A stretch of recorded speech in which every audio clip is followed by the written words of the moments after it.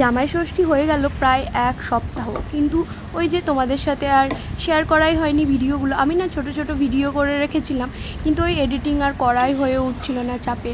তো যাই হোক, ওখানে প্রথমে দই পটল বানিয়েছিলাম, আর এখানে ভেজ ডাল হচ্ছিল, আর এখানে শাহি পনির বানিয়েছিলাম। এটা হচ্ছে ষষ্ঠীর দিন দুপুরবেলার মেনু, মানে সেই দিনটা তো পুরোটাই নিরামিষ খেয়েছিলাম, আর এটা পর দিন জামাই ষষ্ঠীর স্পেশাল থালি আর কি। তো এখানে পাবদা মাছটা আমি বানিয়ে নিয়েছিলাম, ইলিশটাও বানিয়েছিল মা, বলে দিয়েছিল মায়ের মতো করে। তোমাদের সাথে তো বলেইছি মায়ের শরীরটা খারাপ, ওই জন্য মা এবারে জামাই ষষ্ঠীর কিছুই করতে পারিনি, সমস্ত আয়োজনটা আমি নিজেই করেছিলাম। তো এখানে ফ্রাইড রাইস বানিয়েছিলাম, তো সেটাই।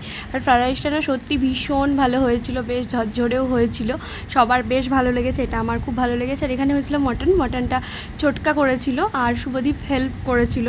আর তার সঙ্গে ছিল এখানে পাবদা মাছ, ইলিশ মাছ, আর সেরম কিছুই করিনি। ইলিশ মাছের মাথা দিয়ে চাল কুমড়োর একটা ঘন্ট করেছিলাম। চলো এবার প্লেটটা তোমাদের সাথে শেয়ার করে নিই, আমি ছবি অলরেডি শেয়ার করেছিলাম। তো এখানে হয়েছিল ইলিশের মাথা দিয়ে চাল কুমড়োর ঘন্ট, পাবদা মাছ, ইলিশ মাছ, আর এখানে হয়েছিল খাসির মাংস, আমের চাটনি, আর স্যালাডটা করেছিল কোয়েল, দই মিষ্টি, আর ওই তো ফ্রাইড রাইস আর সাদা ভাত। এটাই ছিল এবারের জামাই ষষ্ঠীর মেনু।